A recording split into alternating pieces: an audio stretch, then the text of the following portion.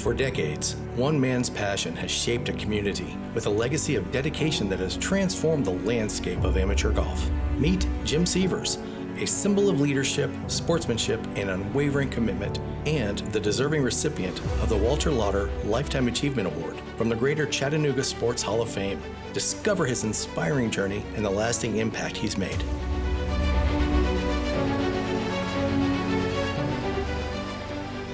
I grew up in Atlanta, Georgia. I went to Fulton High School and graduated from there in 1959 and went away to college. My dad signed with the St. Louis Cardinals right out of high school. And he played for 2 years, made it to AA, then had to go away to World War II. And if you're gone 4 years, your baseball career is over. But then a distant cousin, Roy Sievers, played for the Washington Senators and Philadelphia Phillies, and he was good. But a lot of people said my dad was as good or better than him. That's how I got involved with baseball. I think I just inherited a little bit there, but I played in high school, played a little league, then in high school, and then I got a 4-year scholarship to Piedmont University in North Georgia. I loved there. I was all conference a couple of years, so it was special to get involved there with the golf too. I played on the golf team. I was a decent golfer when I was young. It's kind of fading now, but the coach, since I was a pitcher, if we didn't have a game on the day of a golf match, he let me go play on the golf team. You know, that was just part of my life, playing baseball and golf in college. But when I got graduated and got involved in business, golf became really important. If you love playing and hold your tantrums, and just enjoy playing, it can be really important in business. If you take a customer golfing and they see you the next time and that's all they want to talk about. They don't want to talk about business. They want to talk about the golfing experience. So I really did use golf through all my many years and loved it. When I went up to Chattanooga, I joined a real small country club and stayed there a couple of years, and then I was in the pharmaceutical business. That's how I got to Chattanooga. I was transferred from Atlanta up to Chattanooga. So they had at Chattanooga Country Club, an old line club, it's been there since 1896, and it's the old Donald Ross course. I would go over there and play occasionally with the doctors. And then all of a sudden in 1968, this goes back, this is ancient, I know, but it was a big year for me because 3 of the doctors that I had played golf with over there, they had a special membership drive for juniors. They recommended me and sponsored me, the 3 of them. And so they had a special membership drive. The initiation fee was $300. And the dues were $25 a month until I turned 30, and then they went to $35 a month. That was a lot of money back then, but the initiation fee today is $65,000. It was a great experience, and I was involved. I ended up chairing the Green Committee. I chaired the Golf Committee. I was on the board for 10 years, and then I was president from 1987 through 1990. So it's a big part of my life, and that's how I really got involved in Chattanooga.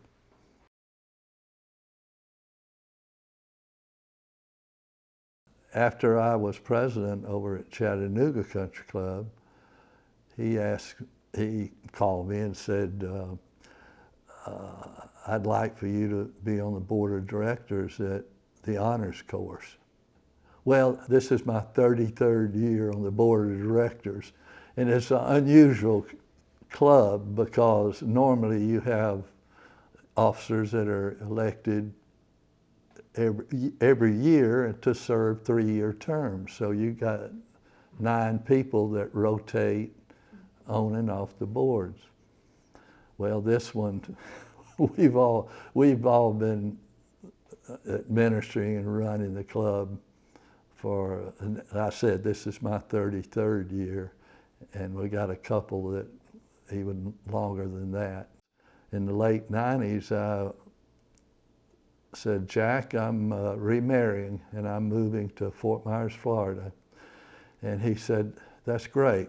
You'll just come up quarterly for board meetings and represent the national members. So all my years in Florida here, I've stayed on the board there. So every year, the Greater Chattanooga Sports Hall of Fame, they have one male and one female award winner, and they call it the Lifetime Achievement Award.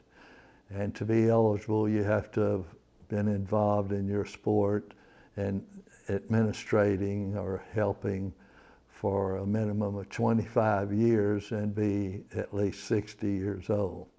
My involvement was because of golf and junior golf. I forget exactly what year it was, but I was on the board of the Chattanooga District Golf Association, and I became president. After about 3 years of being president, and one of your duties, you have the junior golf under you. And so you have 6 to 7 golf tournaments a year. And so I was sitting watching the Ryder Cup in 1983. Never will forget it. And I thought, if we could keep up with points for our junior tournaments, the 6 and 7 tournaments, if we kept up with points for the boys and the girls, and at the end of the season have a total of 20 that would be eligible for an end of the year tournament. I went to Jack Lupton, the Coca-Cola guy that had built the new golf course, and it opened in '83, and this was '84. I just said, Jack, if you'll let us have the end of the year tournament here at the honors course, junior golf will explode in Chattanooga.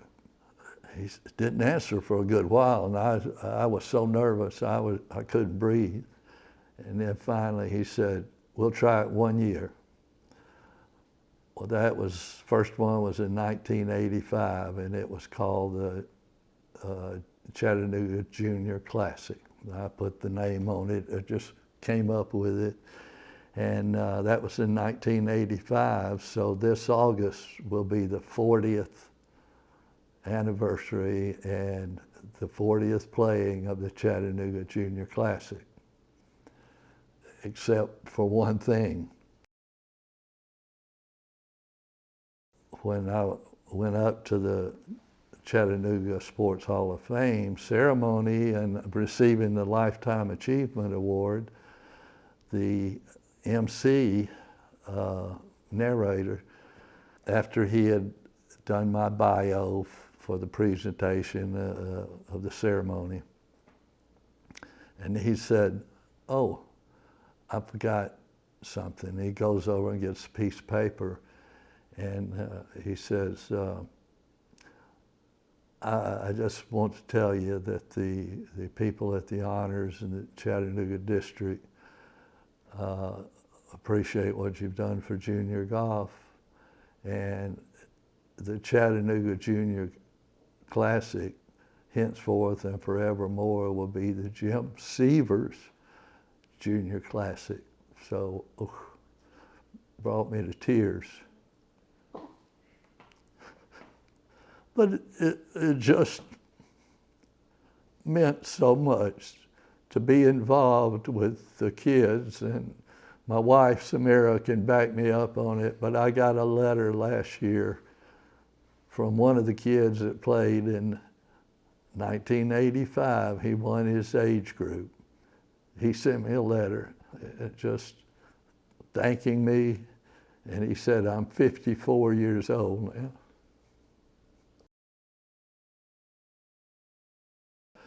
I just love working with the juniors and giving them the availability to play and develop into higher up and more prestigious, but also it would be tougher on them. They'd learn to play under pressure. And that's where you're going to develop and go on to college and get scholarships. And so that's what I was striving for. My dad played pro baseball. He was kind of like me. I mean, he was really a great baseball player, but he loved to play golf. And golf being an individual sport, that it's just different thinking. The other, you're thinking team. I got to do something to help the team, and here all the pressure's on you in golf. And so I think he was my biggest mentor, leading me. When I first moved to Chattanooga, I didn't know anyone. I didn't know the main street. So I was so new. And after about a year and a half, 2 years, I thought I would just go and get involved with the young junior golf program. And so as I got more involved, I ended up president of the Chattanooga District Golf Association for about 12 years. And then from there, and during that time too, I was vice president of the Tennessee Golf Association for the whole state of Tennessee, and running the tournaments and being involved and promoting golf. And then after that period, I got appointed to the United States Golf Association. It was great, because that being the golf organization, the USGA, is special, and so I did a lot of rules officiating, but I got to officiate and be involved. I was on the executive committee of the 91 U.S. Amateur and the 94 Curtis Cup, which is the women from the United States playing the Great Britain Ireland team, and that was such a treat. And they had their head people of golf over to the United States, and got to play with several of them. So it was just such an honor to be involved at this stage and this amount. Any advice to someone that really wants to play golf for a living and get to the highest state? I think you just got to have some patience, to accept that you're going to progress. The more you play, the more you're involved, the more pressure you're under, you learn so much more. I mean, it's one thing to go out to the driving range and hit it wonderfully, or just to play golf on a normal day. But when you start competing at different levels, one thing that I've learned from the USGA is golf is growing in the United States, but the fastest growing segment of golf is in women and juniors, more so than men. And I just can't tell you enough that golf, and I especially talk, and I just talked to some of the junior golfers. We had an event over at Cypress Lake where I belong. And I told several of the young girls came over and they were talking to me, and I said, you'll never dream how much golf can help you in your future life, no matter what it is. But in business, if you go out and play in one of these business tournaments with a group of guys and they see what kind of golfer you are, all of a sudden it's going to be a different situation for you. If you're calling on them for business or you're involved in any way, the next time they see you, I can assure you, first thing they'll say is golf, something golf. And it just helps break the ice. And I think any young girl or young gentleman, the lessons of life, it's not always going to be perfect, just like life. It's not always going to work out just the way you want it to, but you keep trying and it'll get there. So I'd never been to Fort Myers, and this was in the late 90s.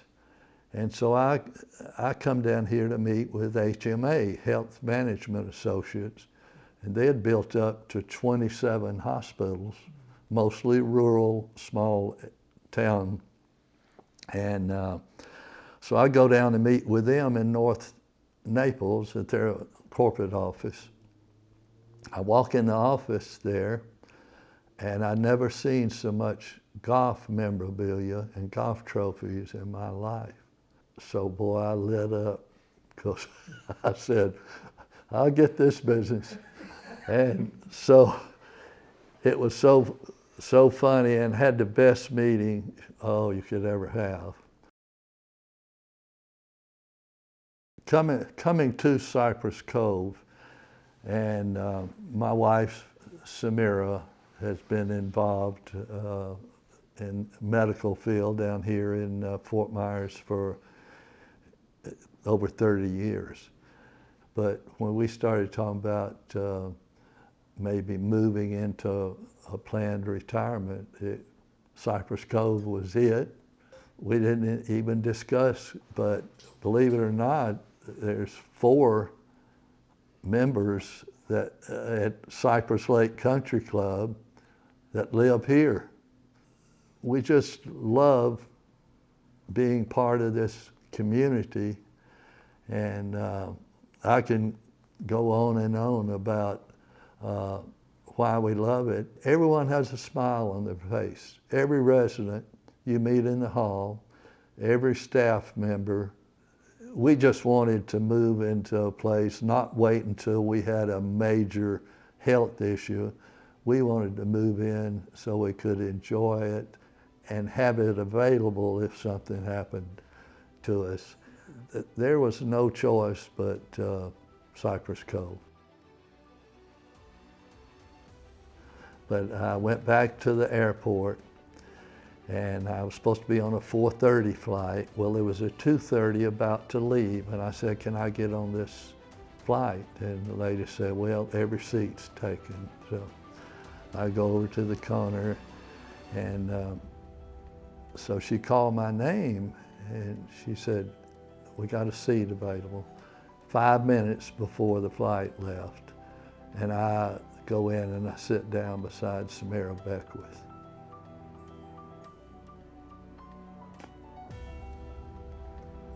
Long pause, but that was 28 years ago, and we've been married 26. So really, 5 minutes changed my life. And I'm so proud of Samira and what she's accomplished down here, and she knows everyone. It's amazing how one thing like that can change your life. It's just, fate. I believe in fate that I went to Chattanooga and then that I came to Fort Myers, and it's just certain things that just happen, and you don't know why, but turns out good. From a legacy standpoint, I think certainly I will be more in involvement with golf than with baseball. And I've had so many great experiences in baseball, but I think more of my legacy would be in golf and the environment with junior golf and the young people. And I was involved with the state and all the adult tournaments too, but the junior tournaments just meant the world to me.